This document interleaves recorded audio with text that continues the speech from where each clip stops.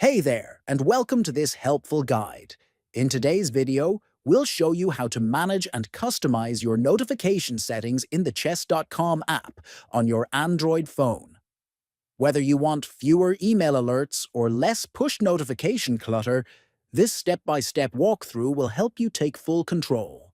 First, open the chess.com app on your Android phone. Next, look at the bottom right corner and tap on the More button. Then, from the menu that appears, tap on Settings. After that, select Notifications from the list of settings options. Here, you will see different types of notifications available, some delivered via email, and others via push notifications. Now go through each notification type and decide what you want to keep or turn off.